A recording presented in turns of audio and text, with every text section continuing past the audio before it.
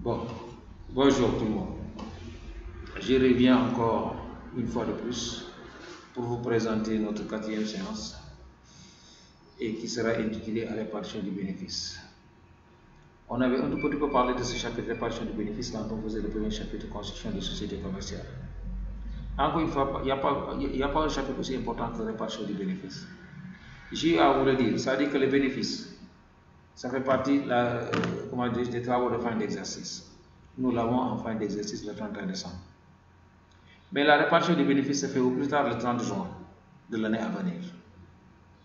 Et au plus tard, le 30 septembre de cette même année à venir, il faudra faire la distribution des dividendes. Donc dans la répartition du bénéfice, le bénéfice est scindé en deux parties. Comme je l'ai dit, il y a les réserves, il y a les dividendes.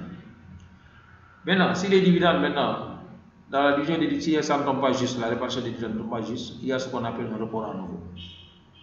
Et dans les réserves, maintenant, il y a trois réserves clés. Il y a la réserve légale, où toutes les sociétés, SA, SAR, sont soumises à ces réserves. C'est la loi. Et nul n'est censé ignorer la loi.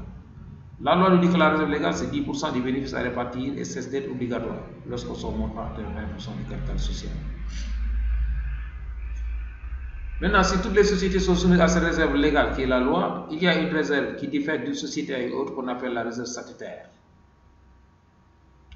Et il y a encore une troisième réserve qui, dans une même société, varie d'une année à une autre. C'est ce qu'on appelle la réserve facultative. Maintenant, à côté de ces réserves, il y a ce qu'on appelle les dividendes. Les dividendes, il y en a deux. Il y a le premier dividende et le deuxième dividende. Le premier dividende, on l'appelle intérêt statutaire. Il est calculé sur le capital libéré et non amorti. Le deuxième dividende est appelé super dividende. Il est attribué sur toutes les actions libérées ou non libérées. Voilà la différence. L'intérêt statutaire est calculé sur le capital libéré et non amorti. Le super dividende est attribué à toutes les actions libérées ou non libérées. Alors, voilà, dans la généralité, je l'ai dit, premier dividende, deuxième dividende, et là, le report à nouveau. Maintenant, ce qu'il faut retenir un tout petit peu. Le report à nouveau, il y en a, ça peut être de deux manières. Soit le report à nouveau, soit il est débiteur, soit il est créditeur. Le report à nouveau, soit c'est une perte antérieure, soit c'est le reste du bénéfice de l'année passée. Si le report à nouveau est une perte antérieure, ce qu'on appelle un report à nouveau débiteur, il vient diminuer le bénéfice net pour construire le bénéfice à répartir, qui est la base de calcul de la réserve légale. Si le report à nouveau maintenant par contre est créditeur, il vient en augmentation du bénéfice à distribuer, mais non pas dans le calcul de la réserve légale. Qu'est-ce que cela veut dire? Ça veut dire que le bénéfice net sera égal au bénéfice à répartir. Et on verra ça dans notre cinquième séance. Maintenant, quand le bénéfice est là maintenant, une partie est mise en réserve et l'autre partie est distribuée aux associés. Ce qui est mis en réserve, c'est pour consolider la surface financière de la société et accroître la sécurité des créanciers. C'est pourquoi on le met en réserve. Maintenant, les réserves libres ou les réserves facultatives, obligatoires et facultatives, les réserves obligatoires, c'est légal et statutaire et les réglementaires. Et ensuite, il y a les réserves facultatives. La réserve légale, comme je l'ai dit tantôt, selon les dispositions de SCODA, c'est 10% du bénéfice net à répartir, bénéfice net moins report à nouveau antérieurement débiteur, qu'on appelle bénéfice à répartir, donc c'est 10% du bénéfice à répartir, et cesse d'être obligatoire lorsque son montant atteint 20% du capital social. Alors, voilà comment je détermine résultat net moins perte antérieure. Et maintenant, vous calculez avec 10% du capital social. La réserve statutaire, son caractère obligatoire relève du fait que la dette notation est stipulée dans les statuts. Maintenant, si les statuts ne disent rien, maintenant il n'y aura pas de réserve statutaire. Mais la réserve réglementée est définie dans les règlements de la société et le montant peut varier d'un exercice à un autre. Son caractère obligatoire relève du fait que la dette notation est stipulée dans les règlements aussi. Et enfin, il y a la réserve facultative. La société est libre d'y affecter ou non une partie de son résultat d'une année à une autre. Et ce de montants différents ou identiques.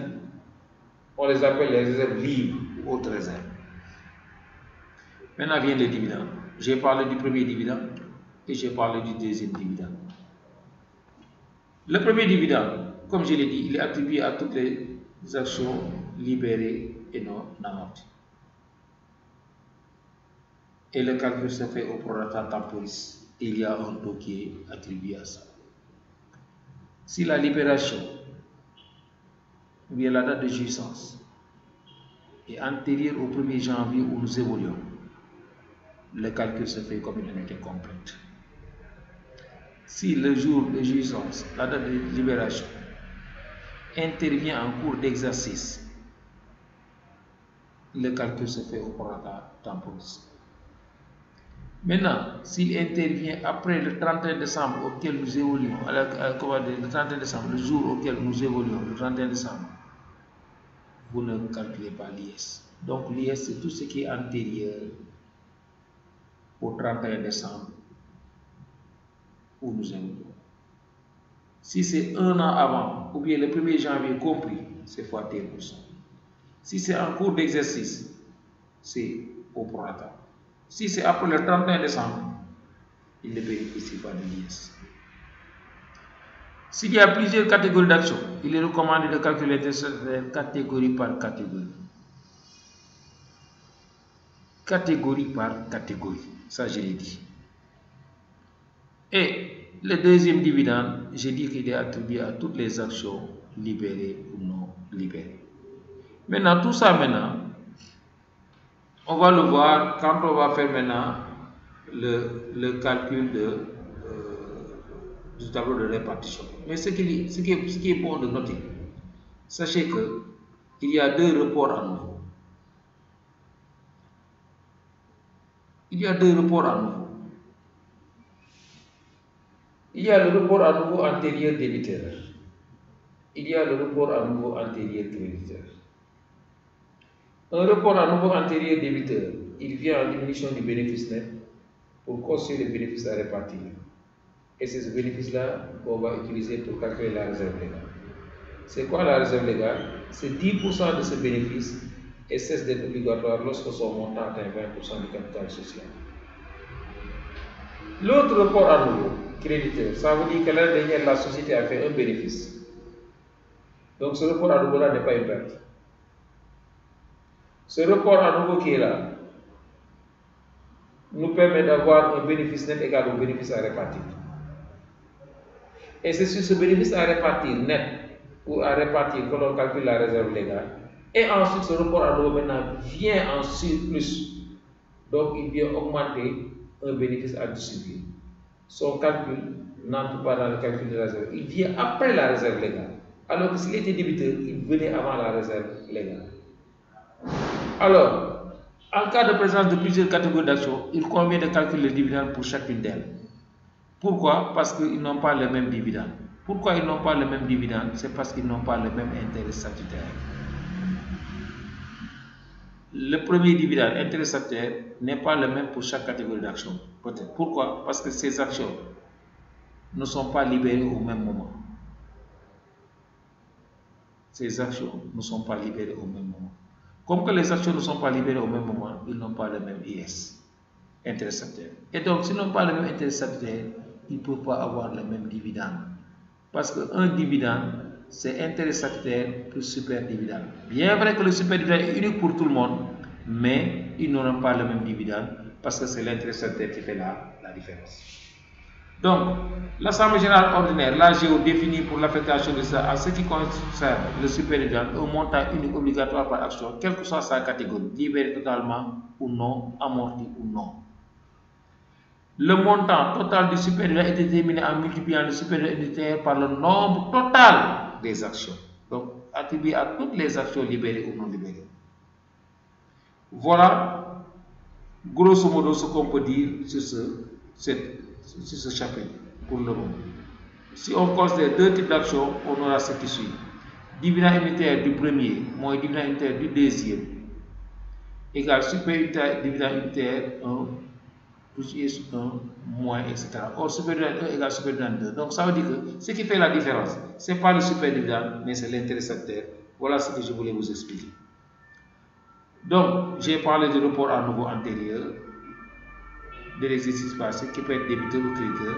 Report à nouveau de l'exercice, l'affectation du résultat. Regardez ce que j'ai dit, il résulte des pertes antérieures enregistrées.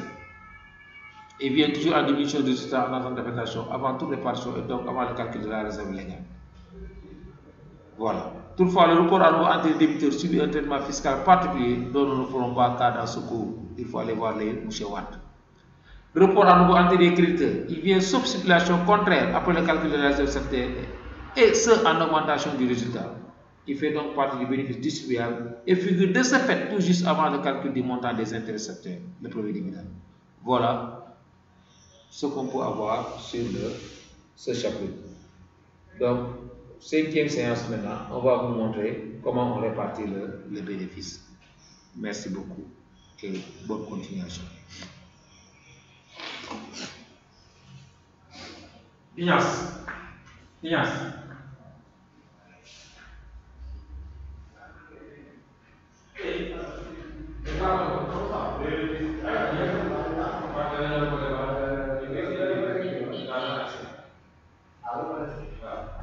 Anu, dafa jàpp doo ubbi téléphone léegi arrêté affaire yi.